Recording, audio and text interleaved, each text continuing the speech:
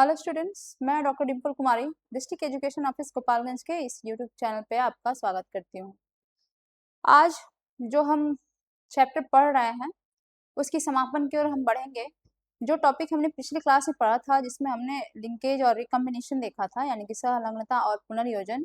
उसके बाद से हमने सेक्स डिटर्मिनेशन देखा था, यानी कि लिंग निर्धारण। इसके बाद से इसमें ये उत्परिवर्तन बचता है। उसके बाद से आनुवांशिकी विकार बचता है, जिसके अंतर्गत हम मेंडेलियन विकार और क्रोमोसोमल विकार को पढ़ेंगे। तो आज हम उत्परिवर्तन यानी कि म्यूटेशन से अपनी क्लास की शुरुआत करेंगे और देखते हैं आज ये चैप्टर कंप्लीट होता है या फिर कल हम फिर से इसके बचने वाले टॉपिक को देखते हैं। ठीक है, तो आज हम अपना टॉपिक उत्परिवर्तन पढ़ेंगे यानी कि म्यूटेशन। तो सबसे पहले कि म्यूटेशन है क्या, उत्परिवर्तन आखिर होता क्या है।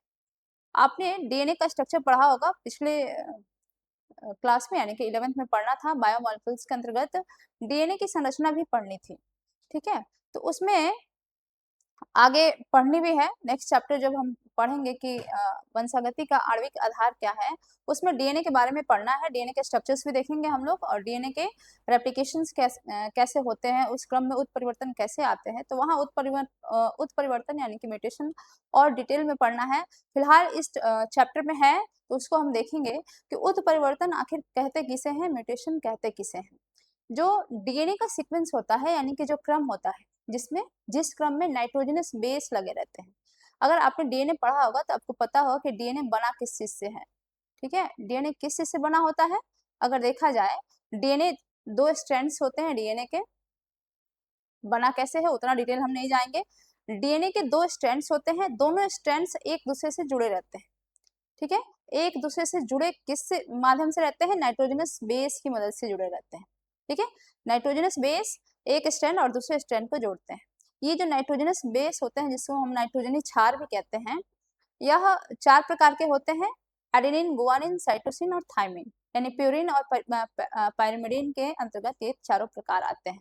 ठीक है, तो ये जो नाइट्रोजनस बेस होते हैं चारों प्रकार के, वह लगे रहते हैं और डीएनए की संरचना बनाने में मदद करते हैं। ठीक है, तो ये नाइट्रोजनस बेस में कई बार क्या होता है, जब डीएनए का रेप्लिकेशन हो रहा होता है या कई कारणों से नाइट्रोजनस बेस में बदलाव आ जाता है।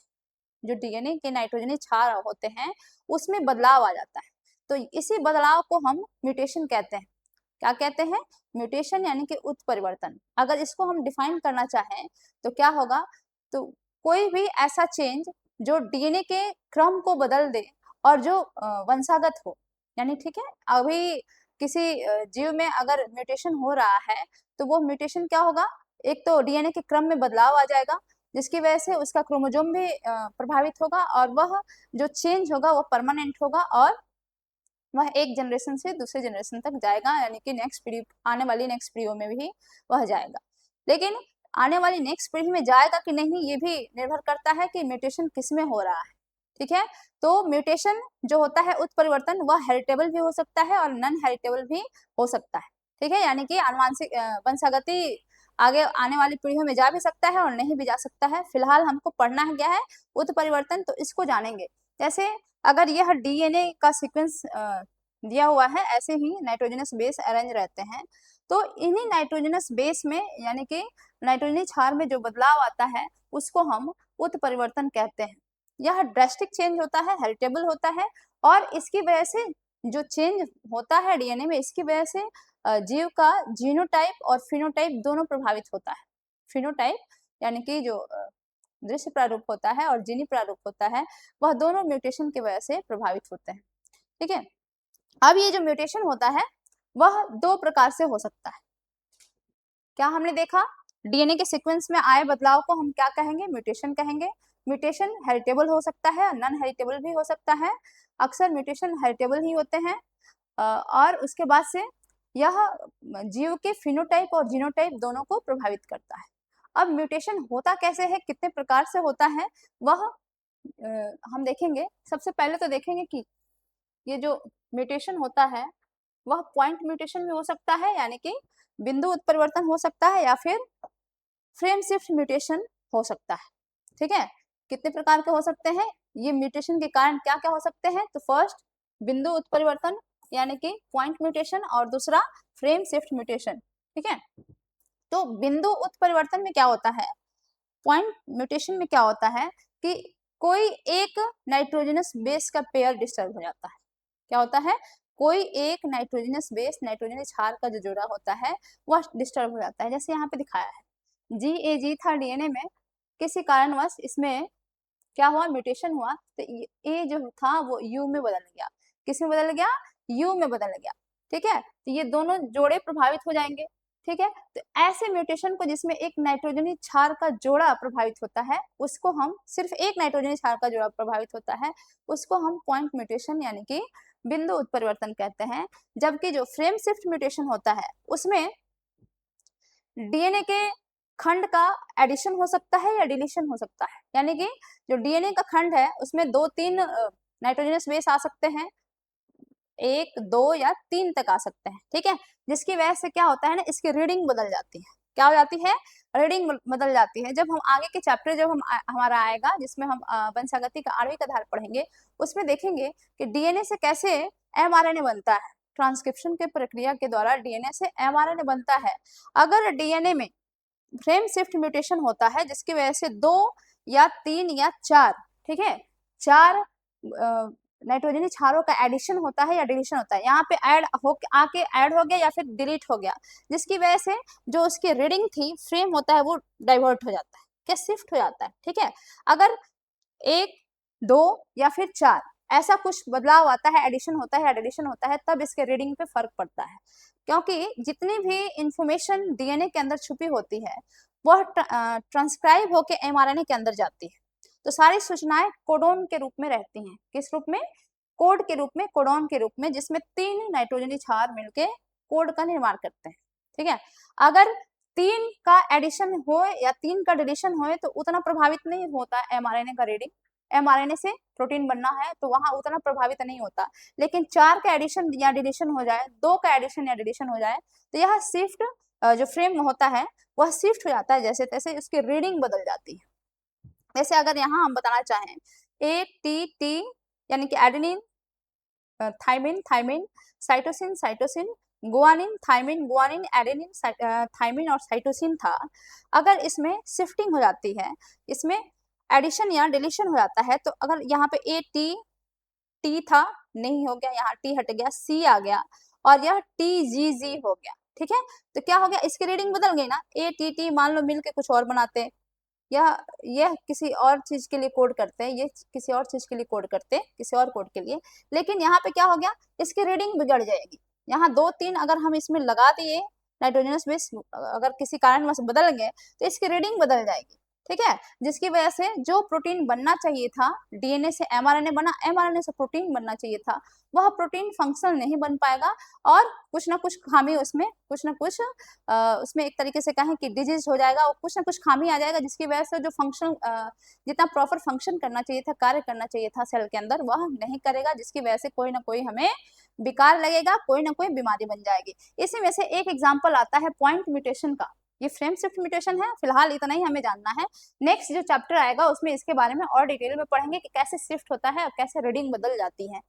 एक पॉइंट म्यूटेशन का एग्जाम्पल यहाँ पे सिकल सेल एनीमिया दिया हुआ है इस चैप्टर में, उसको देखना है कैसे एक नाइट्रोजनस बेस इसमें डिस्टर्ब होता है तो कैसे उसकी रीडिंग बदल जाती है और वह सिकल सेल एनीमिया में बदल जाता है।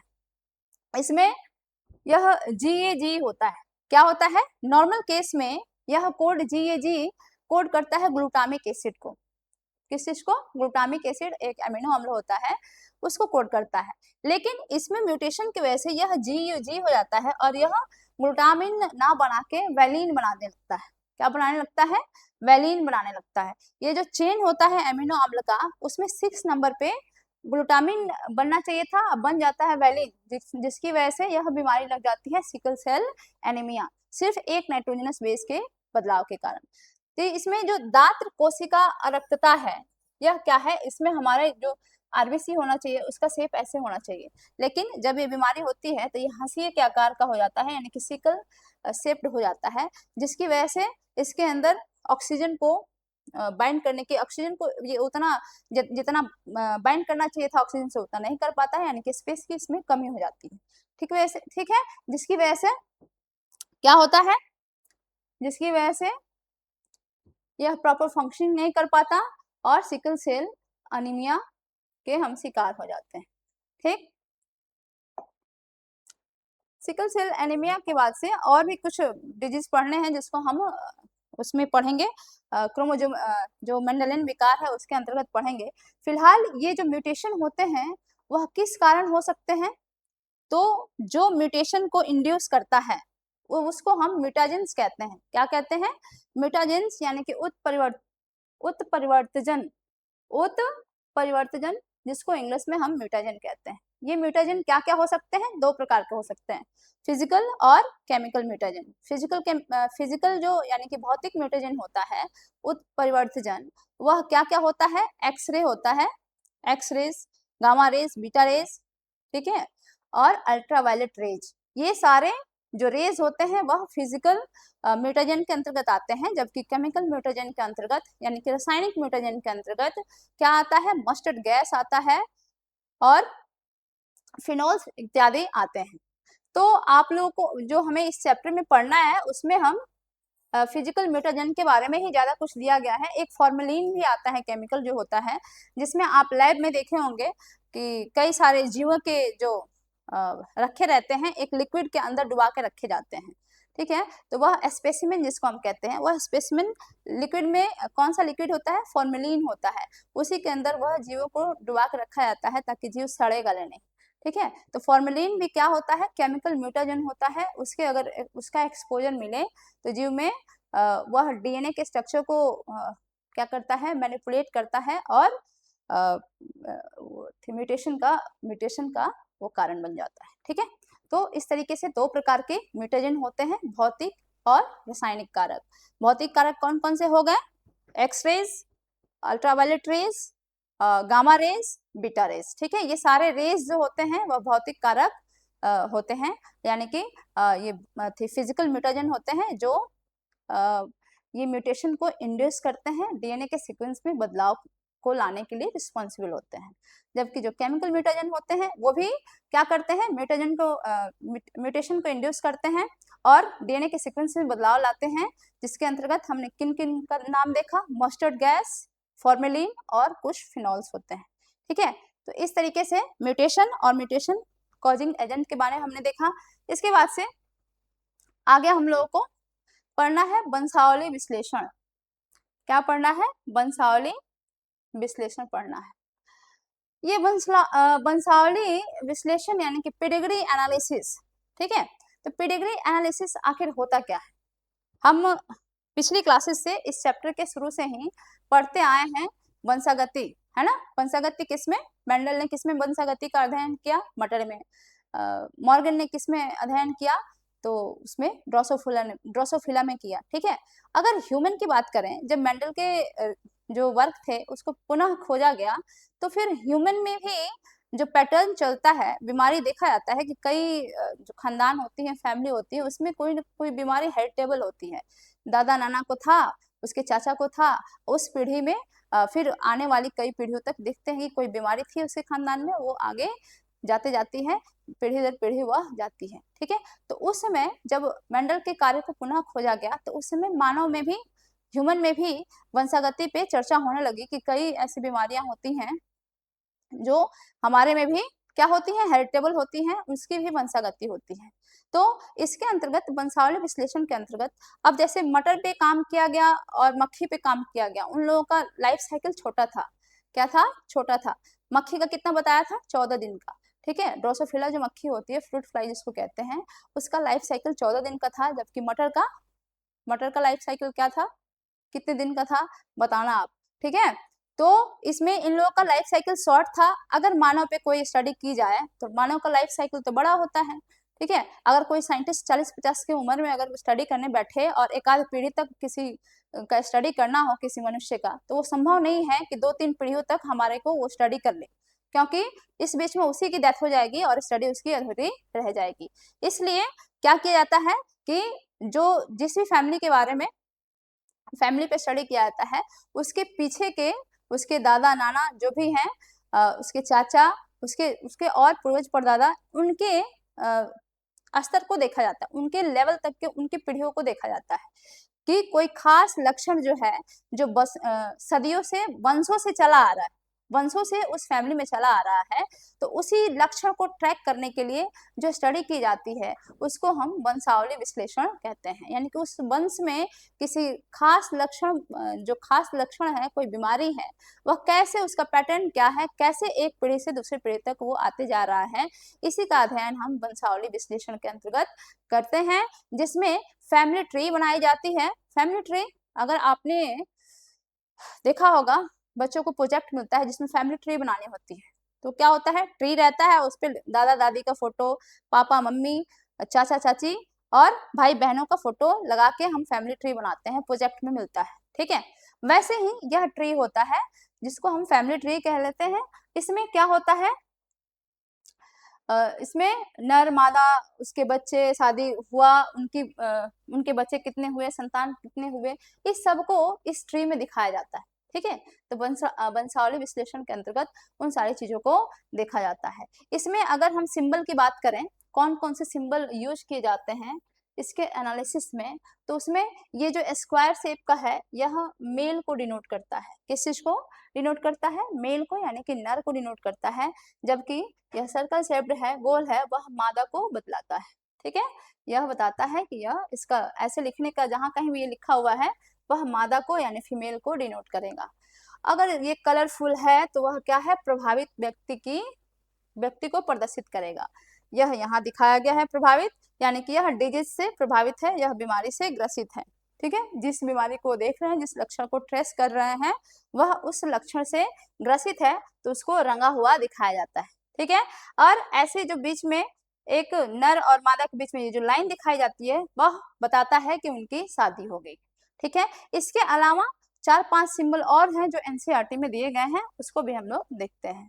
इसमें नर दिया, मादा देखा, एक ये डायमंड शेप का बना रहता है, यह अनस्पेसिफाइड सेक्स को प्रदर्शित करता है, यानी कि वह जिसका लिंग निर्धारित नहीं है। लिंग मतलब क्या है कि स्पेसिफाई नहीं है, वह नर है मादा है, यह क्लियर नहीं है, वैसे के लिए हम इस सिंबल का इस्तेमाल करते हैं। अनस्पेसिफाइड सेक्स, उसका मतलब ये होता है, यानी कि लिंग का उल्लेख नहीं है, पता नहीं है कि यह नर है कि मादा है, तो इस प्रकार के सिंबल से उसको डिनोट किया जाता है। ठीक है, ऐसे लाइन की दिखाया जाता है, शादी हुई है। ऐसे डबल लाइन जब दिखाया जाए, एक स्क्वायर शेप और एक सर्कल शेप में, अगर डबल लाइन दिखाई जाती है तो वह समरक्त विवाह को दिखाता है, यानी कि रिश्तेदारों के बीच में शादी को वो दिखाता है।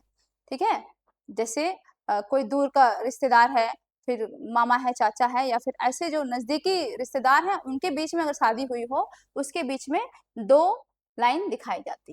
ठीक है, और इसके बाद अगर ऐसी लाइन दिखाई जाती है, इन दोनों की शादी हुई, उसके बाद से ये फर्स्ट संतान, ये सेकंड संतान इसकी, ये थर्ड संतान और ये फोर्थ संतान है इसकी, अगर इसको दिखाएं तो यहाँ से राइट साइड से यह लेफ्ट से राइट की ओर जाता है, यह फर्स्ट संतान होगी उसकी, यह दूसरी संतान होगी, यह तीसरी होगी और ये चौथी होगी। फिर यह बांस दिखाई दे रहा है, तो इसकी शादी इससे हुई है, तो इस लाइन का मतलब दोनों के बीच में शादी हुई, या फिर उसके बाद से इस लाइन का मतलब उनकी संतानें हुई। ठीक है, ये कुछ सिंबल हैं जो पेडिग्री एनालिसिस के दौरान पढ़ने होते हैं। ठीक है, ये सारे सिंबल हैं, ये दोनों मेल और फीमेल हैं, इनके एक संतान है जो प्रभावित है, उसको ऐसे दिखाया गया है। एक है कि रोम्बस शेप दिखाया गया ऐसे, इसके अंदर 5 है, आप लोग किताब देखिएगा, इसके अंदर 5 लिखा गया है।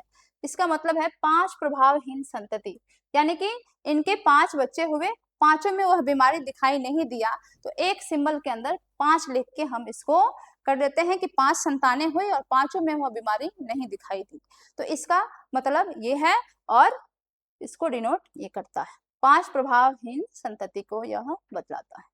ठीक है, इस तरीके से पेडिग्री एनालिसिस के दौरान ऐसे कुछ सिंबल्स होते हैं जिनको जानना जरूरी होता है। ठीक है, अब इसी चीज को यहाँ पे लिखा है कि मानव में नियंत्रित क्रॉस संभव नहीं है, जैसा कि मेंडल ने और टीएच मॉर्गन ने कराया था, इसलिए आनुवांशिक बीमारियों का पता लगाने के लिए पारिवारिक इतिहास का अध्ययन किया जाता है, जिसका वर्णन वंशावली विश्लेषण के अंतर्गत किया जाता है। ठीक, अब इसके अंतर्गत कई सारी बीमारियों का अध्ययन होता है, जिसमें से हम देखेंगे जेनेटिक विकार, यानी कि जेनेटिक डिजॉर्डर यानी कि आनुवंशिकी विकार। उसमें से दो प्रकार के विकार हैं, एक मेंडेलियन विकार है और दूसरा क्रोमोजोमल डिजॉर्डर है, यानी कि क्रोमोजोमल विकार है। ठीक है, अब ये जो विकार होते हैं वह दो प्रकार के हो सकते हैं। ये या तो प्रभावी हो सकते हैं या अप्रभावी हो सकते हैं। जैसे मेंडल ने अपना स्टडी किया तो उसमें बताया था कि लक्षण प्रभावी है या अप्रभावी, तो ये विकार भी उसी पैटर्न को फॉलो करते हैं, इसलिए इसको मेंडलियन विकार भी हम कहते हैं। यह प्रभावी हो सकता है या अप्रभावी हो सकता है। ठीक है, तब प्रभावी जब होता है यह, जैसे इसमें मेंडलियन विकार के अंतर्गत हमें 5 बीमारियां पढ़नी है। उसमें से एक है हीमोफीलिया, वर्णांधता यानी कि कलर ब्लाइंडनेस, फिनाइलकीटोन्यूरिया, उसके बाद सिकल सेल एनीमिया और थैलेसीमिया है। फिनाइलकीटोन्यूरिया, सिकल सेल एनीमिया और थैलेसीमिया ये ऑटोजोमल लिंक्ड बीमारियां हैं, ऑटोजोम से संबंधित बीमारियां हैं, जबकि हीमोफीलिया और जो वर्णांधता है यानी कि कलर ब्लाइंडनेस है, यह लिंग लिंक्ड यानी कि x linked chromosome, x chromosome जो होता है वो लिंक्ड यह बीमारियां।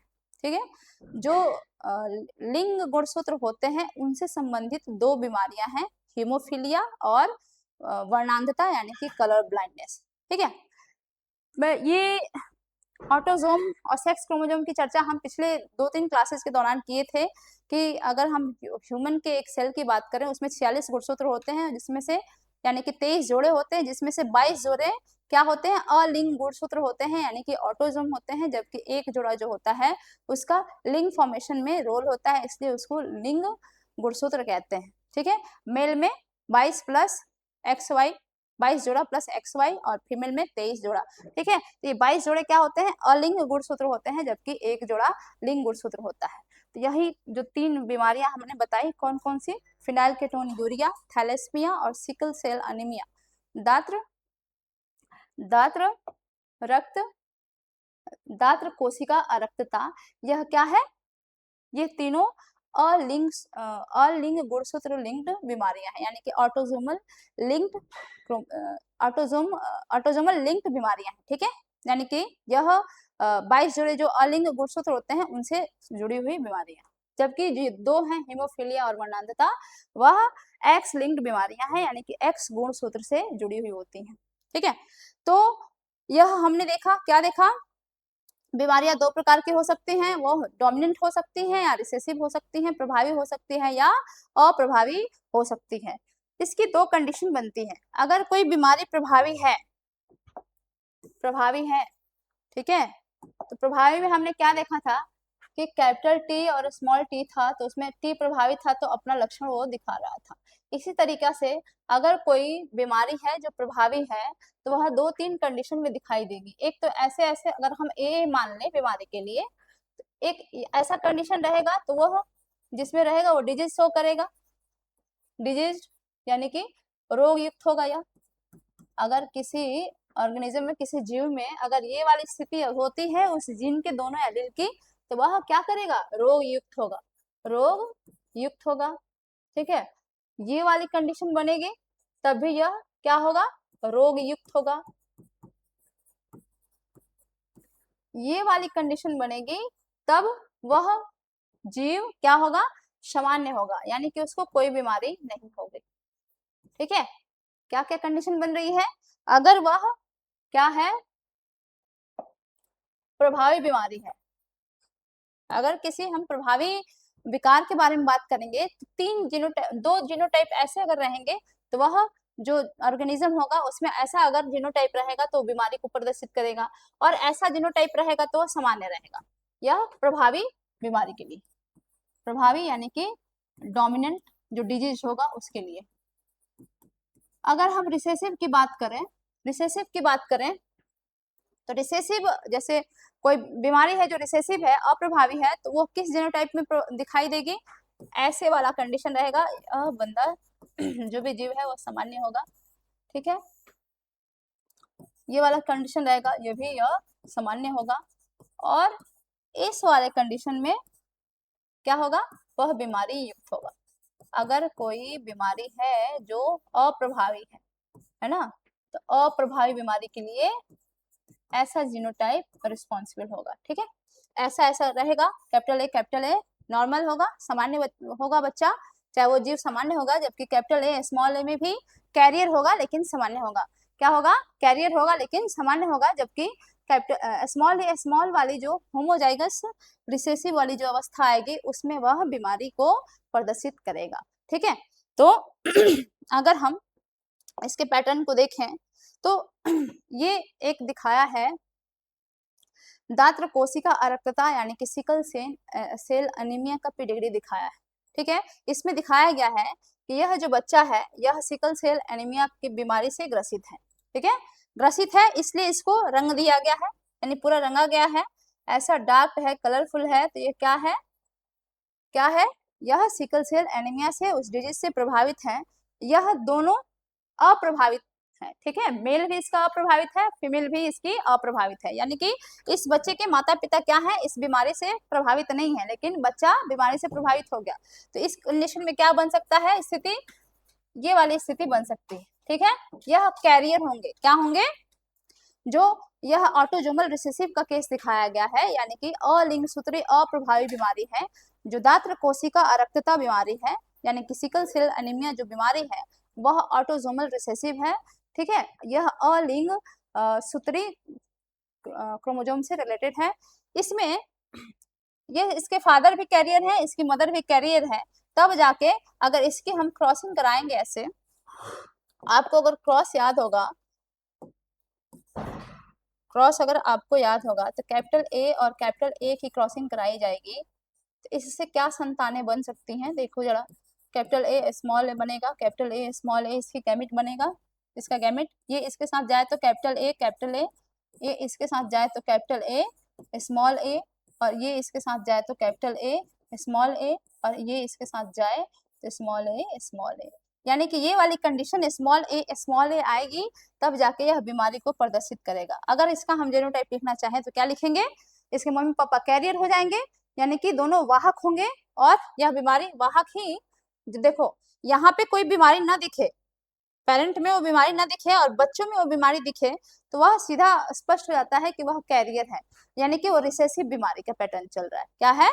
कोई भी बीमारी दिखाई गई है वह रिसेसिव है। ठीक है, यहाँ पे नहीं दिख रही है और बच्चे में दिख जा रही है, तो यहाँ पे 4 जीनोटाइप बना। क्या बना? इसका क्या हो सकता है? कैपिटल ए हो सकता है, या कैपिटल ए स्मॉल ए हो सकता है। दोनों कंडीशन में क्या होगा? ये सामान्य होगा। इसका भी जीनोटाइप क्या हो सकता है? कैपिटल ए स्मॉल ए। इसका भी जीनोटाइप क्या हो सकता है? Capital A small. ठीक है, हम समझने के लिए बताएं, अगर माता पिता ऐसे हैं तो उनकी क्रॉसिंग होगी तो 2 प्रकार के बच्चे बन सकते हैं, माने सामान्य बच्चे बनेंगे और एक के बीमार होने की संभावना है। ठीक है, कितना संभावना है? 25% संभावना है इसमें, 4 में से एक के बीमार होने की संभावना है। तो इस पैटर्न को हम कहते हैं कि ऑटोसोमल रिसेसिव बीमारी है, और यह रिसेसिव पैटर्न को दिखा रहा है कि रिसेसिव बीमारी का पेडिग्री कैसा होता है। ठीक है, वैसे ही अगर हम किसी डोमिनेंट बीमारी को देखना चाहे पेडिग्री के थ्रू, तो कैसे देखेंगे? किसी प्रभावी बीमारी को, उसमें आपके एनसीईआरटी में एक बीमारी का वो बनाया है, इसमें नहीं है क्या?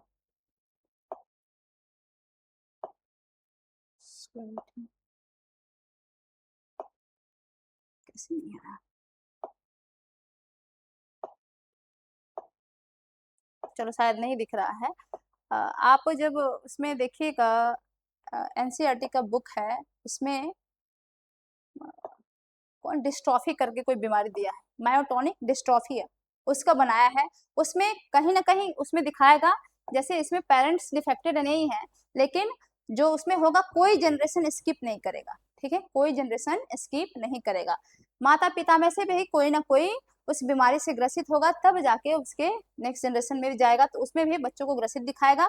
उसके आगे वाले जनरेशन में मुश्किल से जो ऑटोजोमल डोमिनेंट हो, या फिर एक्स लिंक की ही बात करें, अगर ऑटोजोमल डोमिनेंट, पहले ऑटोजोम की बात कर रहे हैं तो ऑटोजोमल वाला बात कर लें, अगर यह डोमिनेंट होता तो मुश्किल से कोई जनरेशन स्किप जाता, इस जनरेशन में कोई ना कोई जो जीव होता, माता पिता में से कोई ना कोई प्रभावित होता, उसके बाद से जो उनके बच्चे बनते उसमें से भी कोई ना कोई प्रभावित होता।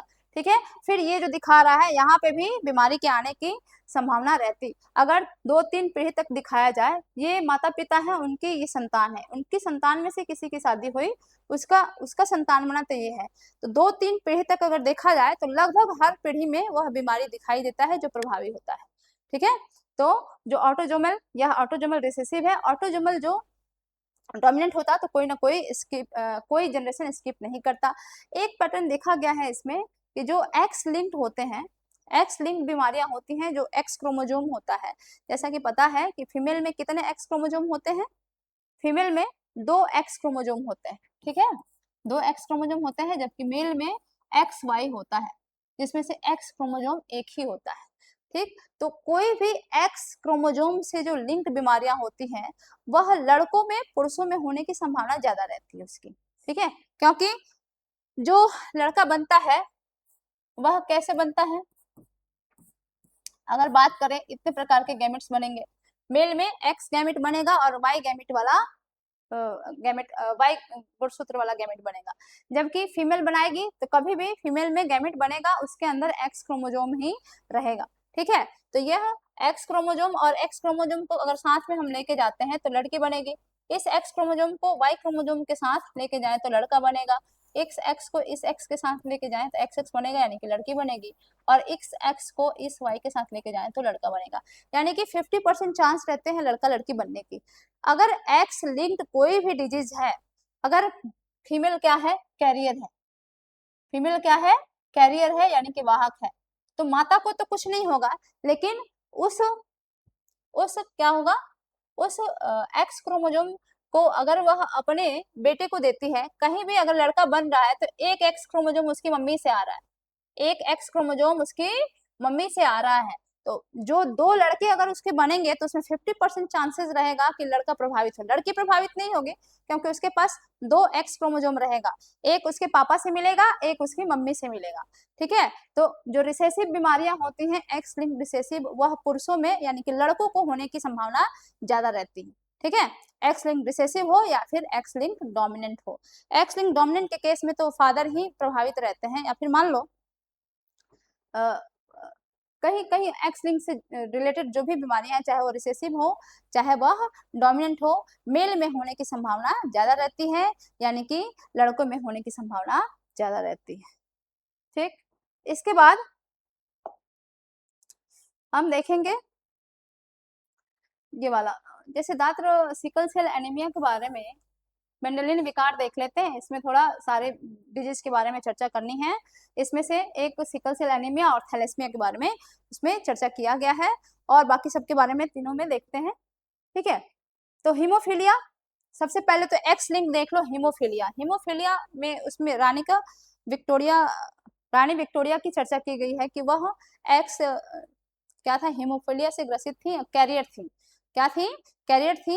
यह एक्स लिंक्ड है, तो उनके एक्स लिंक्ड से क्या होता है, एक्स लिंक्ड माता से बच्चे को, लड़के को वह बीमारी जाने की संभावना ज्यादा रहती है। ठीक है, तो जो विक्टोरिया थी उनको एक्स क्या था, हीमोफीलिया था। हीमोफीलिया क्या है, एक्स लिंक्ड रिसेसिव बीमारी है। ठीक है, इसमें क्या होता है, हीमोफीलिया बीमारी ऐसी है कि थोड़ा भी इसमें ब्लड का थक्का बनता नहीं है प्रॉपर। ठीक है, थोड़ी भी चोट लगने से अगर कहीं कट लग जाता है तो जो ब्लड का फ्लो होगा वह ब्लड क्या होगा, ज्यादा बहेगा। ठीक है, ब्लड बहता जाएगा, ब्लड की क्लॉटिंग वहां प्रभावित हो जाती है हीमोफीलिया में। तो जैसे सामान्य केस में थोड़ा सा अगर हमारा कहीं कट जाता है तो थोड़ी देर खून बहने के बाद से वह अपने आप रुक जाता है, क्योंकि वहां ब्लड की क्लॉटिंग हो जाती है, यानी कि थक्का बन जाता है, जिसकी वजह से ब्लड फ्लो होना बंद हो जाता है। लेकिन हीमोफीलिया में क्या होता है, ऐसा जीन जो होता है, जो प्रभावित होता है इससे, वह उसके कारण क्या होता है, उस जीव में जिसको हीमोफीलिया रहती है उसको क्या होता है, अगर ब्लड किसी कट फट की वजह से, चोट की वजह से ब्लड निकलता है तो वह जल्दी क्लॉट नहीं होता है और ज्यादा एक्सेस ब्लड लॉस की संभावना रहती है। ठीक है, तो हीमोफीलिया में ये देखने को मिला। सिकल सेल एनीमिया में क्या होता है, सिकल सेल एनीमिया में हमने बता दिया, यह बीटा ग्लोबिन चेन होता है या फिर अल्फा ग्लोबिन चेन होता है। यह 2 चेन होते हैं जो हीमोग्लोबिन को बनाते हैं। ठीक है, ये थैलेसीमिया में। ठीक है, अगर गुणसूत्र नंबर 11 पे अगर थैलेसीमिया की बात करें, ये भी क्या है, थैलेसीमिया क्या है? ये भी ऑटोसोमल रिसेसिव बीमारी है। अगर गुणसूत्र नंबर 11 पे उसमें क्या होता है, म्यूटेशन होता है, तो जो अल्फा चेन बनेगा उसकी वजह से क्या होगा, जैसे नॉर्मल केस में क्या था, हीमोग्लोबिन की जो मात्रा थी वो ज्यादा बन रही थी, लेकिन जब थैलेसीमिया हो जाता है, यह बीमारी होती है गुणसूत्र नंबर 16 या फिर गुणसूत्र नंबर 11 पे जो म्यूटेशन हो जाता है, उसकी वजह से क्या होता है, जो हीमोग्लोबिन बनता है उसकी मात्रा हमारे शरीर में कम हो जाती है, जिसको थैलेसीमिया हुआ रहता है उसके अंदर गुणसूत्र की सॉरी हीमोग्लोबिन की जो मात्रा होती है वह कम बनने लगती है। ठीक है, तो दो इसमें गुणसूत्र की चर्चा की गई है, अल्फा यानी कि क्रोमोसोम नंबर 16 पे म्यूटेशन, तो अल्फा चेन डिस्टर्ब होगा उसका, और क्रोमोसोम नंबर 11 पे म्यूटेशन होगा उसमें, तो वह बीटा चेन को प्रभावित करेगा, और यह दो प्रकार के अल्फा थैलेसीमिया, बीटा थैलेसीमिया, एक गामा भी होता है शायद, अभी फिलहाल दो ही को जानो, अल्फा थैलेसीमिया और बीटा थैलेसीमिया, दोनों में क्या होता है, जितनी मात्रा बननी चाहिए हीमोग्लोबिन की वह बन नहीं पाती है, और वह थैलेसीमिया का शिकार होता है। इसमें ग्लोबिन अणुओं का संश्लेषण कम हो जाता है, यानी कि संख्या में कमी आ जाती है। जबकि सिकल सेल एनीमिया, ये मात्रात्मक कहते हैं इसको, क्या कहते हैं, मात्रात्मक, यानी कि यहाँ पे हीमोग्लोबिन की मात्रा प्रभावित हो रही है, यहाँ पे जितना हीमोग्लोबिन बनना चाहिए था उतना बन नहीं रहा है, इसलिए इसको कहते हैं कि यह मात्रात्मक समस्या है। जबकि यह जो है वह क्वालिटेटिव समस्या है, यानी कि गुणात्मक समस्या है, जिस क्वालिटी का हीमोग्लोबिन बॉडी में बनना चाहिए था वैसा नहीं बन पाता, जबकि कैसा बनता है, सिकल सेप्ड हो जाता है, यानी कि हाथी के आकार का बनने लगता है, जिसकी वजह से फंक्शनिंग इसकी प्रभावित हो जाती है। ठीक है, तो यह आकार में बदलाव हो रहा है, इसकी क्वालिटी में बदलाव हो रहा है, इसलिए इसको गुणात्मक समस्या कहते हैं, इसको सिकल सेल एनीमिया को, और इसको थैलेसीमिया कहते हैं। क्या है यह, मात्रात्मक यानी कि क्वांटिटेटिव, इसमें मात्रा प्रभावित हो रही है हीमोग्लोबिन की। ठीक है, तो इसमें एनीमिया में क्या होता है, हमारे बॉडी में खून की कमी हो जाती है। ठीक है, हीमोग्लोबिन की कमी हो जाती है, यानी खून की कमी हो जाती है, तो हीमोग्लोबिन ऐसे रहेंगे और फ्लो करने में इनको आर्टरीज में, वेन्स में फ्लो करने में समस्या होने लगती है, इस शेप के कारण वो प्रॉपर्ली फ्लो नहीं कर पाते। ठीक है, इस तरीके से इसमें हमें ये देखना था, सिकल सेल एनीमिया को गुणात्मक समस्या कहते हैं और थैलेसीमिया को हम मात्रात्मक समस्या के अंतर्गत डील करते हैं। यह दोनों जो बीमारियां हैं वो अलिंग गुणसूत्री अप्रभावी यानी कि ऑटोसोमल रिसेसिव हैं, और लेकिन क्या है, एक गुणवत्ता को नष्ट करता है जबकि दूसरा मात्रा को नष्ट करता है। किसकी गुणवत्ता को नष्ट किया जा रहा है, यहाँ पे हीमोग्लोबिन की गुणवत्ता को, और यहाँ पे हीमोग्लोबिन की मात्रा को नष्ट किया जा रहा है। ठीक है, इसके बाद हम क्या देखेंगे, क्रोमोसोमल डिसऑर्डर यानी कि गुणसूत्रीय विकार। देखो, गुणसूत्रीय विकार क्या होता है, और वह मेंडेलियन विकार क्या था। मेंडल का जो विकार था, यानी कि मेंडेलियन विकार जो था, उसमें किसी एक जीन में जो म्यूटेशन हुआ उसकी वजह से था, और ये जो गुणसूत्रीय विकार होते हैं इसको हम क्रोमोसोमल डिसऑर्डर भी कहते हैं। इसमें क्या होता है, क्रोमोसोम का एबरेशन हो जाता है, क्रोमोसोम में क्या होने लगती है, असंगतियां आ जाती हैं, एबनॉर्मलिटीज आ जाती हैं। वैसे तो गुणसूत्र अगर हम कहें, क्रोमोसोम कहें या फिर जीन कहें, क्रोमोसोम को हमने क्या देखा था, क्रोमोसोम के अंदर ही डीएनए क्वाइल रूप में रहता है। ठीक है, तो डीएनए को हम क्या कहते हैं, डीएनए के क्रियात्मक खंड को जीन कहते हैं। तो जीन में म्यूटेशन कह लो चाहे क्रोमोसोम में म्यूटेशन कह लो, बात बराबर है। लेकिन जीन जो हमने मेंडेलियन विकार देखे वो किसी एक जीन के डिसफंक्शनिंग की वजह से, उसके प्रॉपर फंक्शन ना करने की वजह से वो बीमारी हो रही थी। जबकि जो गुणसूत्रीय विकार होते हैं इसमें दो कंडीशन बनती है, गुणसूत्रीय विकार में दो कंडीशन बनती है, एनिप्लॉइडी और पॉलीप्लॉइडी। एनिप्लॉइडी, इसमें क्या होता है, गुणसूत्रों की संख्या में लाभ या हानि होती है। ठीक है, एनिप्लॉइडी में क्या होता है, किसी के अंदर एक गुणसूत्र या फिर एक जोड़ा गुणसूत्र बढ़ जाता है या घट जाता है, तो एनिप्लॉइडी कंडीशन वो है। पॉलीप्लॉइडी में क्या होता है, सेट को लेकर प्रॉब्लम आती है, गुणसूत्र का सेट, एक सेट पूरा बढ़ जाए या फिर एक सेट घट जाए, तो वह पॉलीप्लॉइडी कंडीशन होता है। एनिप्लॉइडी का कंडीशन हम ह्यूमन में देखते हैं, जबकि पॉलीप्लॉइडी जो होती है, बहुगुणता जिसको कहते हैं, वह प्लांट्स के केस में देखने को मिलती है। तो एनिप्लॉइडी के अंतर्गत तीन कंडीशन हम लोगों को पढ़ने हैं, तीन बीमारियों के नाम पढ़ने हैं जो एनिप्लॉइडी की वजह से होते हैं। उसके पहले हम एनिप्लॉइडी के बारे में कुछ देखते हैं। जो एनिप्लॉइडी होता है,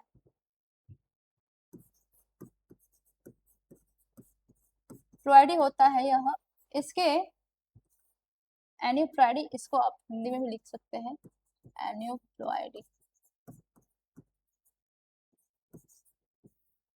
ठीक है। इसके 4 कंडीशन हो सकते हैं। इसमें क्या हो, एक तो क्या हो, गुणसूत्र की संख्या बढ़ जाए, क्या हो जाए, गुणसूत्र की संख्या 2 बढ़े, 2 कम हो, या फिर 1 बढ़े 1 कम हो जाए, ठीक है। इस चीज को थोड़ा नोट हम करेंगे। एक तो नलिज़ोमी कंडीशन आता है इसका, नलिज़ोमी,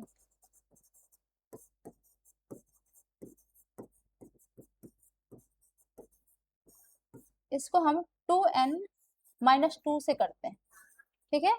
नलिज़ोमी, उसके बाद से आता है नलिज़ोमी के बाद से आता है मोनोज़ोमी, क्या आता है, मोनोज़ोमी।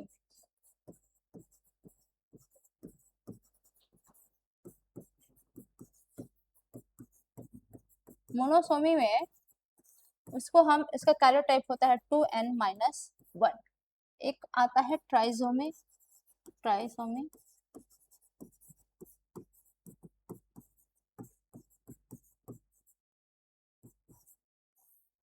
ठीक है। इसमें क्या होता है, 2n+1 होता है, अभी हम समझाएंगे इसको।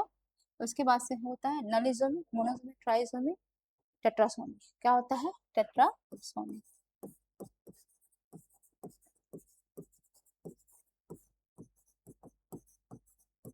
टेट्रासोमी। इसको, इसका कैरियोटाइप 2n+2 होता है, ठीक है। इसमें क्या होता है कि 2n क्या कह रहा है, यह डिप्लॉयड सेट को इंगित कर रहा है। 2n का मतलब डिप्लॉयड सेट है, ठीक है। उसमें कोई 2 क्रोमोजोम, यानी कि क्रोमोजोम का एक जोड़ा अगर कम हो जाए, 2n जो, जैसे मान लो कि अगर मानव की बात करें हम, तो 46 गुणसूत्र होते हैं, उसमें से क्या हो, 22 जोड़ा रहे और एक जोड़े में कमी आ जाए, यानी कि 44 गुणसूत्र इसमें हो जाए, तो इस कंडीशन को हम कहेंगे नलिज़ोमी है। क्या है, नलिज़ोमी है, यानी कि यह डिप्लॉयड सेट से 2 गुणसूत्र कम हो गए हैं। और मोनोसोमी में होगा तो क्या होगा, वैसे ही डिप्लॉयड सेट से जब कोई एक गुणसूत्र कम हो जाए तो उसको हम कहते हैं कि वह मोनोसोमी है, ठीक है। और ट्राइसोमी में क्या होता है, 2n+1, यानी कि एक तो 2 सेट रहे, डिप्लॉयड सेट रहे, उसमें कोई एक गुणसूत्र बढ़ जाए, ठीक है, तो वह कंडीशन बन जाता है 2n+1 हो जाता है, यानी कि ट्राइसोमी है। और उसके बाद से होता है टेट्रासोमी, इसमें क्या होता है, डिप्लॉयड सेट में सेट तो रहे ही रहे, प्लस 2 गुणसूत्र और कोई गुणसूत्र बढ़ जाए, तो वो हो जाता है टेट्रासोमी कंडीशन, जिसको हम कैरियोटाइप इसका 2n+2 होता है, ठीक है। तो यह गुणसूत्र का सामान्य, जो हमारे अंदर 2n जो सेट होता है, डिप्लॉयड सेट होता है गुणसूत्र का, उससे 2 का बढ़ना, कोई किसी गुणसूत्र का बढ़ जाना या किसी गुणसूत्र का घट जाना, दोनों ही प्रॉब्लमेटिक है, दोनों की वजह से क्या होता है, बीमारियां लगती हैं, ठीक है। इन्हीं बीमारियों में से यह एन्यूप्लॉइडी के 4 कंडीशन बनते हैं, जिसमें से 3 कंडीशन को आपको पढ़ना है बीमारी के रूप में। उन तीनों को हम बारी बारी देख लेते हैं। इसमें से एक है डाउन सिंड्रोम। क्या है, डाउन सिंड्रोम, यह ट्राइसोमी कंडीशन है। क्या, कौन सी कंडीशन है, ट्राइसोमी। इसमें कार्योटाइप में क्या होता है कि 47 गुणसूत्र हमारे अंदर हो जाते हैं, एक गुणसूत्र बढ़ जाता है, ठीक है।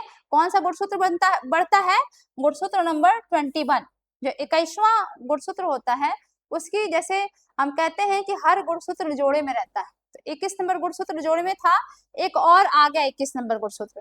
इस तरीके से जो होमोलोगस पेयर तो था ही, 21 नंबर गुणसूत्र का एक और एक्स्ट्रा गुणसूत्र आ जाता है, जिसकी वजह से गुणसूत्र नंबर 21 की 3 कॉपियां हो जाती हैं बॉडी में, जिसकी वजह से कौन सा सिंड्रोम बनता है, यह डाउन सिंड्रोम नाम की बीमारी उस व्यक्ति को हो जाती है, जिसमें यह कंडीशन देखने को मिलता है। इसमें क्या होता है, ट्राइसोमी में ये जो डाउन सिंड्रोम है, इसमें 21वें नंबर गुणसूत्र की अतिरिक्त प्रति आ जाती है। ये क्वेश्चन पूछता है कि ट्राइसोमी में कौन सा गुणसूत्र डुप्लीकेट हो जाता है, अगर बोला जाए कि किस गुणसूत्र में कमी आती है, तो 21वां गुणसूत्र का अतिरिक्त कॉपी आ जाता है, जिसकी वजह से डाउन सिंड्रोम नाम का बीमारी होता है। इस, जिसको डाउन सिंड्रोम होगा, उसका उसका लक्षण क्या है, तो कद छोटा हो जाएगा, खांचेदार जो जीभ होगा वो खांचेदार होगा, और हथेली पर लकीर जैसी संरचना हमें देखने को मिलती है। यह जो सिंड्रोम, डाउन सिंड्रोम नाम पड़ा है, और डाउन नाम के एक वैज्ञानिक थे, उन्हीं के नाम पे यह, उन्होंने ही खोजा था, इस वजह से इस बीमारी का नाम डाउन सिंड्रोम रखा गया, ठीक है। एक कंडीशन बनता है क्लाइनफेल्टर सिंड्रोम। क्लाइनफेल्टर सिंड्रोम में भी क्या होता है, गुणसूत्रों की संख्या 47 हो जाती है, लेकिन यहाँ पे क्या होता है, एक अतिरिक्त एक्स क्रोमोसोम आ जाता है। अगर यह मेल था तो इसमें एक्स वाई गुणसूत्र होने चाहिए थे, लेकिन इसमें क्या होता है, एक्स गुणसूत्र एक एक्स्ट्रा आ जाता है, जिसकी वजह से डबल एक्स वाई इसका कैरोटाइप बनता है। अब इसकी वजह से यह भी क्या है, एबनॉर्मलिटी है। ऐसे प्रकार के विकार को हम क्लाइनफेल्टर सिंड्रोम कहते हैं। और जिसमें यह क्लाइनफेल्टर सिंड्रोम होता है, क्योंकि एक मेल था एक्स वाई और एक्स्ट्रा एक्स कॉपी आ जाती है, एक्स की एक कॉपी एक्स्ट्रा आ जाता है, जिसकी वजह से यह समग्र पुरुष का विकास तो होता है, लेकिन एक एक्स्ट्रा एक्स क्रोमोसोम की वजह से मादा लक्षण भी ऐसे इंसान में दिखाई देने लगते हैं। ठीक है, और मादा में जो जो लक्षण रहते हैं वो पुरुष में भी आ जाते हैं एक एक्स्ट्रा एक्स क्रोमोसोम की वजह से। ठीक है, ऐसा व्यक्ति फर्टाइल नहीं होता, वह एस्ट्राइल होता है, बांझ होता है। यह किस कारण होता है, एक एक्स्ट्रा एक्स गुणसूत्र के आ जाने की वजह से क्लाइनफेल्टर सिंड्रोम होता है। क्लाइनफेल्टर सिंड्रोम का कैरोटाइप क्या हो जाएगा, एक्स एक्स वाई होगा। डाउन सिंड्रोम का क्या था कैरोटाइप जी, बताओ, एक्स वाई तो होगा यहाँ पे, यह किसी में होगा तो यह ऑटोजोम से लिंक है, यह सेक्स क्रोमोसोम से लिंक्ड नहीं है, लिंक गुणसूत्र से लिंक्ड नहीं है। 21 नंबर गुणसूत्र से यह लिंक्ड है, 21 नंबर गुणसूत्र की एक्स्ट्रा कॉपी आ जाती है। इसके बाद से थर्ड है टर्नर सिंड्रोम। क्या होता है, टर्नर सिंड्रोम, इसका कैरोटाइप होता है XO। क्या होता है, XO। यह फीमेल में होता है, और ऐसे फीमेल में जो XX डबल कॉपी होनी चाहिए उसमें से एक एक्स क्रोमोसोम कम हो जाता है। क्या हो जाता है, एक्स क्रोमोसोम एक कम हो जाता है, जिसकी वजह से ऐसे लोगों में 45 गुणसूत्र ही रह जाते हैं। और क्या होता है, एक एक्स गुणसूत्र की अनुपस्थिति के कारण ऐसी मादा क्या हो जाती है, बांझ हो जाती है। एक एक्स गुणसूत्र इसमें कम होता है, अल्प विकसित अंडाशय होता है, इसका ओवरी अल्प विकसित होता है, और द्वितीयक लैंगिक लक्षणों का भी अभाव हो जाता है। जो सेकेंडरी सेक्सुअल जो स्ट्रक्चर्स बनने चाहिए वो भी इसमें ऐसी महिलाओं में डेवलप नहीं हो पाता, क्योंकि एक एक्स क्रोमोसोम यह कम हो जाता है। ठीक है, तो ये कुछ एनिप्लॉइडी से रिलेटेड जिसमें गुणसूत्रों की संख्या में लाभ या हानि के कंडीशन देखने को मिलते हैं, जिसकी वजह से ये बीमारियां हो रही थी। इसमें क्या था, एनिप्लॉइडी, कौन सा एनिप्लॉइडी था जी, ट्राइसोमी था, क्योंकि 47 गुणसूत्र हो गए हैं। इसमें भी 47 गुणसूत्र हैं, तो ये भी क्या है बताना, ट्राइसोमी ही कहलाएगा।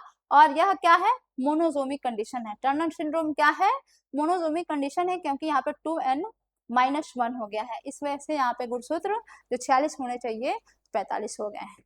इस तरीके से एनिप्लॉइडी के अंतर्गत 3 बीमारियां पढ़नी थी। और पॉलीप्लॉइडी का केस, उसमें क्या होता है, पूरा सेट ही बदलता है।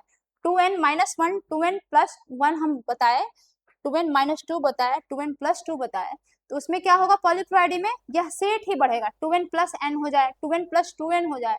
सेट में जो बदलेगा गुणसूत्र वह होगा पॉलीप्लॉइडी, बहुगुणता, जो मनुष्यों में देखने को नहीं मिलती, जानवरों में भी कम ही देखने को मिलती है। यह कंडीशन, पॉलीप्लॉइडी का कंडीशन कहाँ देखने को मिलता है, प्लांट्स में देखने को मिलता है।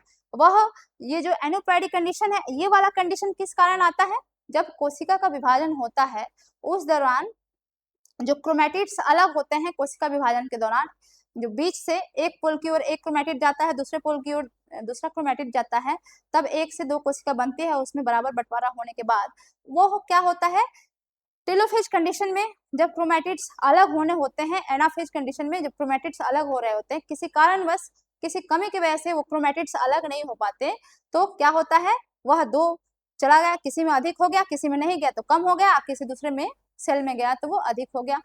यह कंडीशन बनता है एनिप्लॉइडी में। और पॉलीप्लॉइडी का कंडीशन किसमें बनता है, कोशिका का विभाजन, जो केंद्रक है उसका विभाजन हो जाता है, लेकिन जो केंद्रक विभाजन जिसको हम कैरियोकाइनेसिस कहते हैं, उसके बाद से साइटोकाइनेसिस होता है प्लांट्स में या फिर एनिमल्स में भी। तो साइटोकाइनेसिस में क्या होता है, जब कैरियोकाइनेसिस हो जाती है तो साइटोकाइनेसिस होता है, कोशिका द्रव्य का विभाजन हो जाता है और एक कोशिका से 2 कोशिका बनती है। लेकिन प्लांट्स में, कई प्लांट्स में ऐसे देखने को मिलते हैं, कई प्लांट्स के लगभग देखने को मिलते हैं। उस पॉलीप्लॉइडी कंडीशन में क्या होता है कि जब कोशिका द्रव्य का विभाजन होना होता है उसी समय कोई गड़बड़ी आ जाती है, जिसकी वजह से कोशिका द्रव्य विभाजित नहीं होता और कंप्लीट सेट ही एक में चला जाए या फिर एक में नहीं जाए, ऐसी कंडीशन बन जाती है।